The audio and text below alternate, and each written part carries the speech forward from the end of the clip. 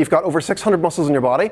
You can never just blame one thing. So some standardized tests that you would maybe see, Faber test and the Fader test, which tests your internal and external hip rotation. So if you've ever seen this here. So this is internal hip rotation, when we move the hip like this. Okay, don't worry, you won't have that much.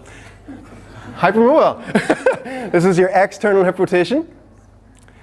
And if you get tested and know, say I was to test Jenny's other leg, and I was to go, it doesn't move very well, and then go, it feels fine. So it'll be like, oh, Jenny, your right hip has limited internal hip rotation. And it's like, what do I do with that, okay? Oh no, I'm broken. I prefer to teach movements that you're able to check yourself, and that's why, if anyone ever seen the 90-90 position? Awesome. This is why this is such a good position, because if Jenny is to do this, you can see here she's internally rotated in this left hip, she's externally rotated in this right hip, but if she had that issue that I just pointed out there of having limited external rotation, if she swaps to the other side, she'd be like, oh, that's horrible, and she wouldn't be able to sit up, or she'd fall over, or she'd be cramping, squealing. Squeal, Jenny, squeal! Yeah, see, like that.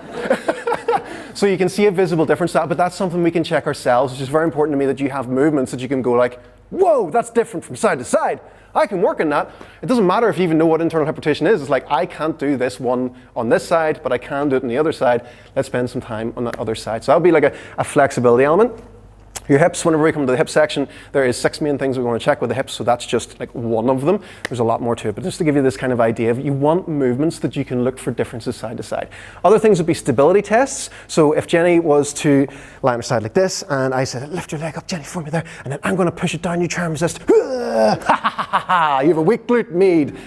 Again, that one muscle thing, if we just test that and say, oh, you have a weak glute med, and give you clamshells, it's like Jenny could have, well, I say could have. Jenny has sucky balance. So if you're not testing your balance, if you're not testing muscle activation, or say we weren't testing those hip ranges of motion as well, and I just said to Jenny, you have a weak glute med, away you go.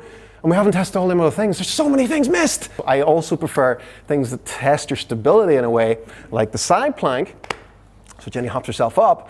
Can she support herself this way? Can she lift her leg while supported? So then she's doing that element of me pushing the leg down, but with her own body. And also, later on when we come to the hips as well, you'll see I like to test the inside of the thighs too, because it's really important that you do the top leg of your side plank as well for the adductors, because we want to test this. There's no point in just testing the outside of the hip. A lot of people get so focused with the abduction of the hip and just the extension of the hip, and they miss all that internal rotation, the adductor strength as well. So there's so many different things that we want to check, and we want to check them all. And if you have a good level with them all, you'll probably be all right. So you don't need to become the clamshell champion of the world, okay? It's good news if you don't like doing clamshells. They're not that great.